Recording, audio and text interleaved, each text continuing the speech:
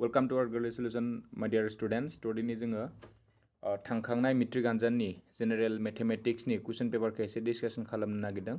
आरो आं नायनानै नुबाय जेनेरेल मेथमेटिक्सनि जा कुइसन जोबोर इजि फैदों जायफोरा 80+ मोनगोन बिथांमोना कमेन्ट सेक्सननि थ्रुजों खिन्थाहरबानो जाबाय आरो जायफोरा 100 मोनगोन बिथांमोनाबो खिन्थाहरनो बावनो नाङा थ' जों गोबाव खालामालासिनो फार्स्ट स्टार्टिंनिफ्राय जों एसे नायलांदोनोसै नोंथांमोना नायलांबाय थाबानो जाबाय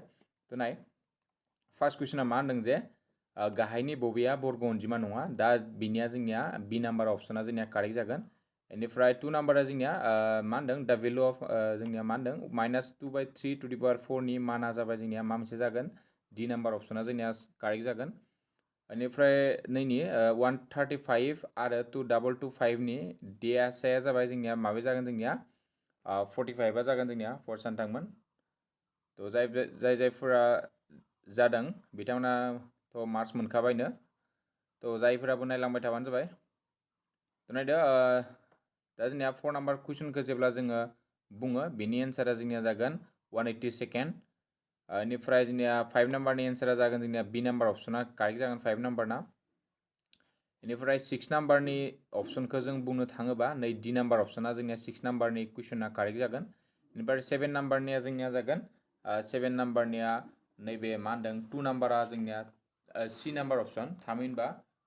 2 बे जोंनिया कारेक्ट जागोन बिनिफ्राय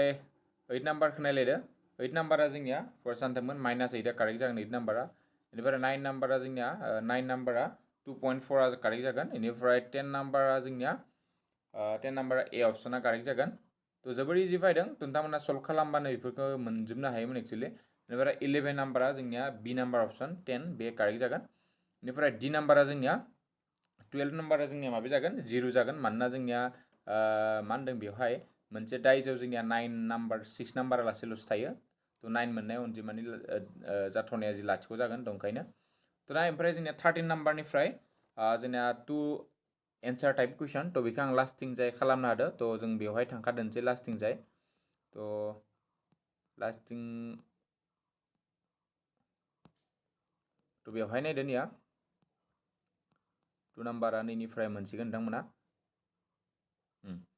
13 नाम्बारनिफ्राय दा 13 नाम्बार मा होननाय मोनसे आयत दब्लायनि गोलावा बेनि अरथाइनि फानथाम आयत दब्लायनि दब्लायथिया 432 सेन्टिमिटार स्कुवेर जायोब्ला बेनि सोरगिदिं सिमा दिहुन एक्चुअलि जों बेफोर कुइसनखौ अलरेडि डिसकासन खालामजोबखानाय जोंनि चेनेलाव बेफोरनि भिडिअ दंखायो अब्लाबो आंनियाव खालामनानै जादों थ' नाय बे एन्सारा जोंनिया फाइनेलि जों बेसेबां मोनखो लावथाया मोनदों 36 बेनिफ्राय लावथायखौथ' दिहुननो हायाखै अब्लाबो आं दिहुनना लाबाय बार सोरगिदिं सिमाखौ दिहुननो थांबा लास्टआव एन्डिं मोनबाय जोङो 96 सेन्टिमिटार थ' बेनिफ्राय जोंनिया 14 नाम्बार कुइसना जोंनिया एक्स आरो वाइनि मानखौ दिहुनहोदों दा नैबे हियार एक्स बाय वाइ इकुवेल टु बेसेबां जाना दङ जोंनिया 6 बाय 30 अब्ला जों बेखौ इकुवेसननि क्रस माल्टिप्लिकेसन खालामो बिदि मोनबाय थ' जेब्ला एक्सआ 2 जागोन होमबाना वाइनि माना जोंनिया बेसेबां मोनगोन वाइनि इकुवेसन बायदिनो मोनदों 5x मोनदों नालाय वाइआ मा जागोन जोंनिया 10 जागोन 15 नाम्बारनि कुइसना जोंनिया बेबो खोमोरनाय आदबजों खालामदों आं बेखौ नैखौ पइन्टखौ गैया खालामना लाबाय फार्स्ट अफ अल नैनिखौबो गैया खालामना लाबाय बेनिफ्राय नैखौ 4 बानायबाय बानायनायनि थाखाय जों नैजों सानजाबनानै 4 बानायबाय निया बेनिफ्राय 1 - 2 खालामना होबानो जोङो वाइनि मानखौ मोननानै लास्टआव 1 फज'ना होबानो एक्सनि मानखौ मोनबाय दा वाइनि माना 3 एक्सनि माना 2 दा ओमफ्राय 60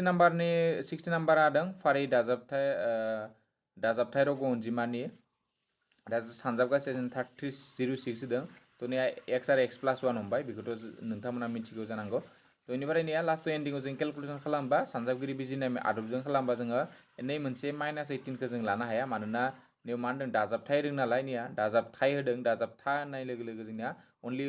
केन टेक अनलि मा पजिटिभ भेलुखौल'सो लागोन थ' ओंखायनो एक्सआ 17 जाहैबाय आरो मोनसेया 18 जाहैबाय